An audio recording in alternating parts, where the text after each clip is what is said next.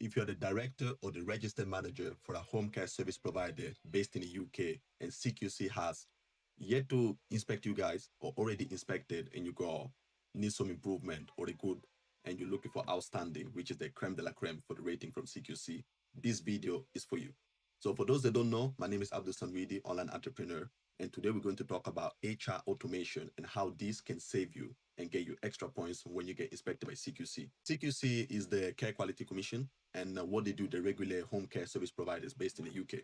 So they're the equivalent for the SRA for lawyers and solicitors, or let's say HMRC whenever you file your taxes for your accountant. So they'll be doing the background check and make sure that you guys are hiring safely before putting carers in the field and them overlooking service users. Fine. So what they mainly look out for is safe recruitment. This is the word for the day, safe recruitment. And there's plenty of aspects to safe recruitment. You need to know all the behind the scenes of the carer that you're hiring before actually hiring them. For example, 5 years history without including gaps. If there's even a 1 month gap, who knows? They could have been in prison, now you don't know. Then having a DBS in check, passport, proof of identity, proof of address, always up to date, and the criminal record, etc. So all these processes do end up in the HR desk. So that's what the HR people do, human resources. Now, most home care providers that I've seen, I had the opportunity to work alongside one and I created an automation for HR, and this is the video of today. Most of them still do all this manually. So let me give you an example of how normally this procedure goes through. So they either call or they inquire on the website or they just send an email, say, I'm looking for a job. Then from there, the HR officer will be emailing them back to be like, thank you. So we're going to send you a pre-screening form. Then you will fill up the pre-screening form, we'll examine it. Then from there, we will book in for the interview online nowadays. Let's make it simple. And then from there, if we feel like you can do the job or we're happy with the answers that we receive, then from there, we'll send you another email with the requirement of the information that we need. Then the email is going to be, okay, send this image, send this proof, send this, answer this. And most of the times, all the replies, they just comes in. You will not saying it's hard to get somebody who gets everything right the first time, but about 8 out of 10 people, you'll have to keep on following up to be like, this is not correct, so you need to amend this. So it's very manual and extremely time consuming. And that's where I came in. So just before going forward, so CQC, what they look for, you need to have systems in place. And if you have yet to get inspected by CQC, there's no point in you hoping it never get to your turn. It will get to your turn eventually. And they just come in without letting you know in advance. It's not like, oh, hi, tomorrow we'll come in and inspect you. No. It's just like, hi, we are outside to inspect. And you gotta be ready. So very important to always have your HR files on point, labeled, and you know how everything works out. And they ask you any question, you just be like on top of your game and you have extras. That's how you pass the CQC inspection. So what most home care providers are still doing. So email chaos, that's what I was describing. Job application come in left, right, center. You need to chase with one person, but the one person, the proof of address is not up to date. And the other person, you need to contact them regarding the 5 years history, including no gaps. Manual reviews, still manual reviewing CVs and all the qualifications, making sure that everything is up to date. Chasing documents is all these put together, then the contracts. So for the contracts in this automation, it was supposed to be included, but we decided to just keep it aside for a moment and then test out this draft automation that we had and SCAS files. So ideally, when any regulatory body comes to inspect, you will have, for example, myself and I, Abdul. So a Abdul folder, my name, my surname. Once you open it, it's going to be, let's say, my CV in here or my onboarding documentation in here or my CQC and compliance folder in here. Inside the folder, everything labeled. For example, let's invent a code out of the top of my head. AB001 is going to be my passport. AB002 is going to be my driving license. AB003 is going to be my proof of address. AB004 is going to be my CV. AB005 is going to be my qualification. AB006 is going to be my references, etc. So ideally, you want to have one template for every single employee. But the problem that arises when you're doing this manually, you do end up having different codes for different people because sometimes you have your checklist, but you forgot to check your checklist. So this is human error and human variances, something that will always happen. Then you'll have to get somebody else to double check this or somebody else to triple check this. But when you do your monthly overcheck, you'll be like, oh, I missed this. Now we need to recorrect everything. The best thing about having AI automations, once you set up this template in place, everything that comes in gets the correct label. So next. So why this creates serious risk? Slow onboarding. So business is supposed to be efficient. If your HR people in the HR desk are spending about 1 hour, realistically, it's more than 1 hour to onboard one person from what I've seen. So if they spend about 2 hours to onboard one person, and then let's say following up for all the missing information is going to take overall about 5 hours just to onboard one carer. This is slightly slow, not extremely slow and inefficient. When they can use that time to do more important stuff, for example, answering, I don't want to say answer the phone calls, but there's more important stuff the HR people do. Compliance, training courses, making sure that everybody read the trainings, etc. Human error, this is what we just discussed about. You can have different codes, but then you forget to check your checklist completely. Or when HR is on leave, somebody else takes over and they don't know how this procedure is supposed to be done. And compliant exposure, CQC. The best thing is as soon as they knock at the door, you'll be like, we have systems in place, and this is the reason why we had the systems in place. And if they were carried, for example, hired a couple months ago or a couple years ago, they don't have these systems in place. This is how we used to do it, but then we identify this issue and we have this new procedure. But at that time, they don't have this because we didn't implement it into the onboarding procedure. So that's one, not excuse, that's one justification that can be used. So the HR automation, how it's built up. So the trigger can be different. So we started with a trigger on when somebody sends an email to the HR email and the email is relevant to I'm looking for a job. That email will be categorized by AI and then put on a specific folder. Then for that, they will have a reply saying, thank you for inquiring for the job. Please fill out this form. And once they fill out the form, the automation will continue. But we decided to change it and then start just the onboarding side on when, after the interview, the career is ready to be hired. From there, we'll send them a form. This is the same form. And from the form, when they fill out everything, the remaining folders, classification, everything will be done automatically. And then it just needs to be double checked by HR. So that's how we structured it for the moment. But it can be structured from top to end, from the moment somebody says they're looking for a job, all the way to when the file is created and everything else is ready. And so how it works out is the application received through email, then identification, as I just said, HR identifies, he knows this is not just somebody spamming, it's actually somebody looking for employment. Auto reply, then the fill up, data collection, and then contract delivery. So the contract delivery, we decided to put it aside because then depending on the type of contract it need to be, are they like on fixed hour, variable hours, are the sponsor staff, do they have any specific home office requirement? That one there, we decided to leave it aside just for HR to actually do manually, but it can be automated. It can be. So it's something that perhaps it could be considered in the future. And then automatic file creation. Now, why this is so important? We're in 2025, almost pushing 2026, really and truly. Then the home care service business, actually not even business, the home care service industry is still slightly outdated. Everything is still done mostly manually. So from onboarding is done manually. For, let's say, staff internal systems are still done manually, like annual leave and communication, training. Well, training can really be automated, but it can be looked at to make it slightly faster.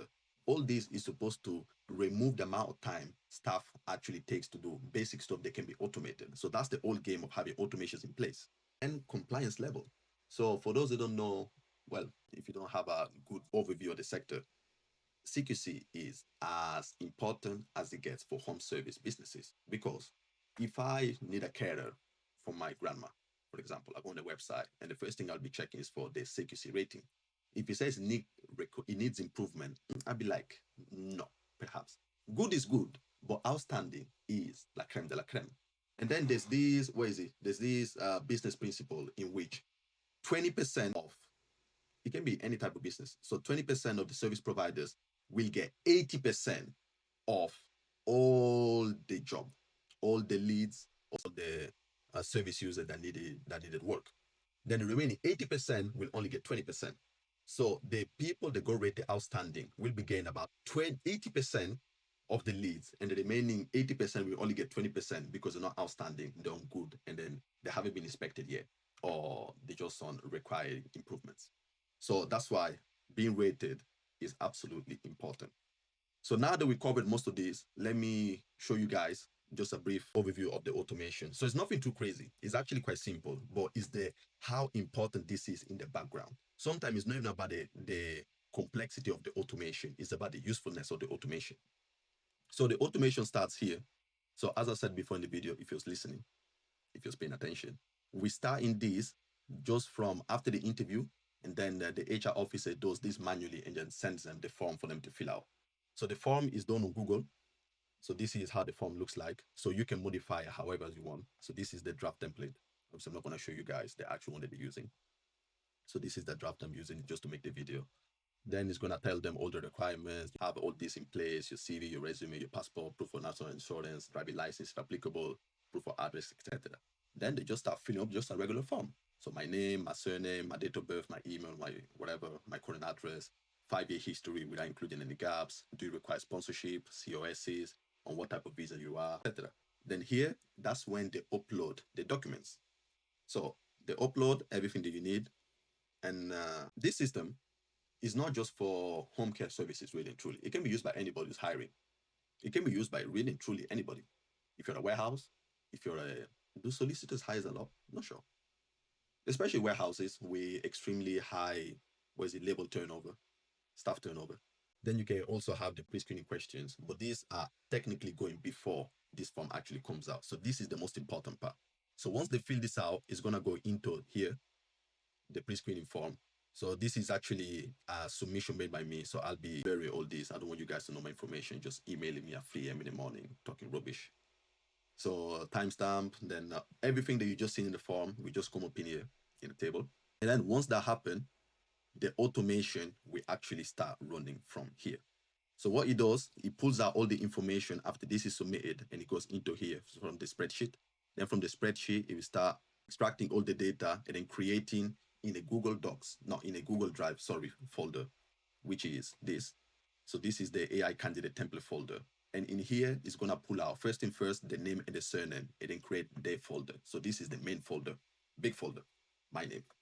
Then inside it, there's going to be different folders. So now this is where, so on a CQC perspective, they don't give you like a standard template, but they just expect a specific set of information they need. So it doesn't matter how you label it. You can have everything in one folder really and truly, but then you also need like documentation folders or internal folder for members of staff to know, for example, training or staff profile, if you need to do a staff profile, and then et cetera, and contracts. So what we have in here is like a contract folder, then office, and then an onboarding folder, staff profile, and then training folder. Fine. But all these, it can be amended. Like is the list of folders. So we have 1, 2, 3, 4, 5, 6. But if you only require 3, all you need to do is just make a couple modifications. That's a good standard template, but it can be just edited depending on what type of niche you are. So if you don't require all these compliances, everything can be just changed. So it creates the main folder, then it creates the subfolder inside the main folder, and then it creates all these small other folders. Is really and truly, I don't even need to explain really. It's actually quite straightforward. You can just look at it. Then the important part is from here. So have the CV, but if you need your CV in multiple folders, you can just duplicate it and then label it accordingly. So if we open this node, it's going to have the however you want to label it. So in this case, we had SRA001 CV. Then it's just going to pull out the name from my submission. So it's going to be SRA001 CV, and it's going to create it inside the main folder. Then for other stuff, like let's say uploading my passport picture, it's going to be the same thing. So in this case, we have SRA002, then also my name again. It's going to pull out from the main folder and main submission, and then passport picture. Then NI number, CV again, proof of address, everything else in here. So the good thing, as I was saying before, you can have, once you start using this, everything is going to be homogeneous for every single candidate's folder. It looks good optically. So imagine if you're the CQC inspector, you come in and it just starts showing you like 10 folders. You just see that, oh, all of them are just categorized the same. Clean. Systems are in place. 100%. Working. Summarize again. So we explained the importance and what goes on, especially in compliance on the home care service industry in the UK. How HR currently does this according to what I've seen in my own eyes, and how most home care service providers takes a lot of time. So why not improve the time by having systems? Percent of the at the top.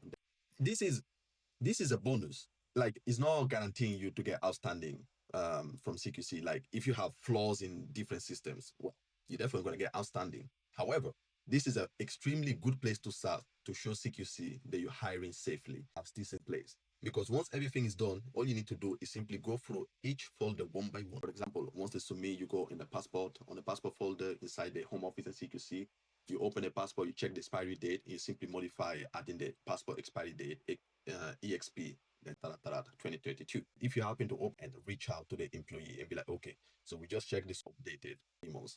So good thing you will do this once everything has been created. Like you already got a nice Canva. All you need to do is just add sprinkle at the end. Beautiful. So next video is going to this. I want to highlight also this. So this was a topic of discussion. Oh, data breach and security. Fine. So if everything you have, all your systems are hosted, then it ends up in you need to use third parties like N8N to have access to your Microsoft. N8N is for today's day and age. Keep it as secure as it gets. Then update your password once using the same passwords everywhere. Last like standard. Well, avoid it nowadays. You can't really avoid it nowadays. Like Microsoft, yeah, they do have what is automate, but it doesn't give you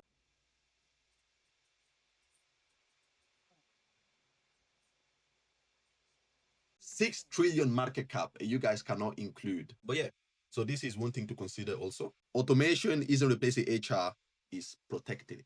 Well, not even, don't get that twisted.